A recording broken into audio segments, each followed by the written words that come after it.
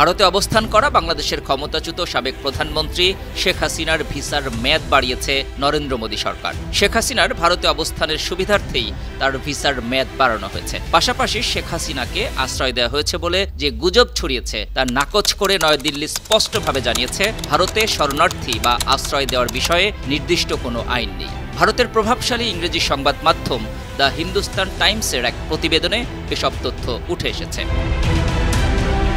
আওয়ামী লীগ আমলের ১৫ বছরে গুমের অভিযোগে শেখ হাসিনা সহ ১১ জনের বিরুদ্ধে গেল ৬ জানুয়ারি গ্রেফতারি পরোয়ানা জারি করে আন্তর্জাতিক অপরাধ ট্রাইব্যুনাল। এই আদেশের ২৪ ঘণ্টা যেতে না যেতেই জুলাই আগস্টের হত্যাকাণ্ডে জড়িত থাকার অভিযোগে শেখ হাসিনা সহ ৯৭ জনের পাসপোর্ট বাতিল করে সরকার।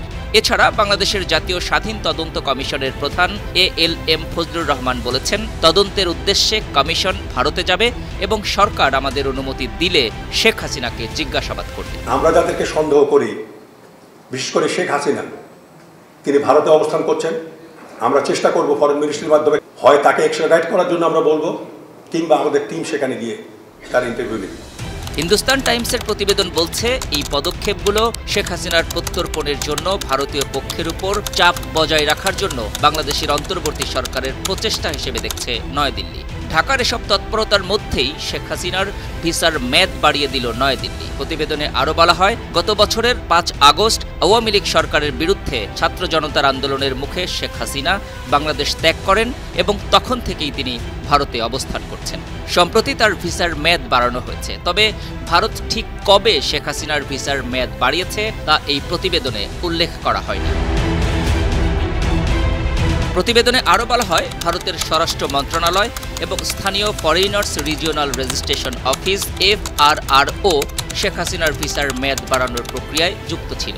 আনন্দবাজারের এক প্রতিবেদন বলছে, FRRO এবং স্বরাষ্ট্র মন্ত্রণালয়ের মাধ্যমে আবেদন করিয়ে শেখ হাসিনার ভারতে থাকার কাগজ বৈধ করে নেওয়া হয়েছে। ভারতে কোনো উদ্বাস্তু সংক্রান্ত আইন না থাকায় FRROর মাধ্যমে বাংলাদেশি নাগরিক হাসিনাকে ভারতে বসবাসের বৈধতা দেওয়া হয়েছে।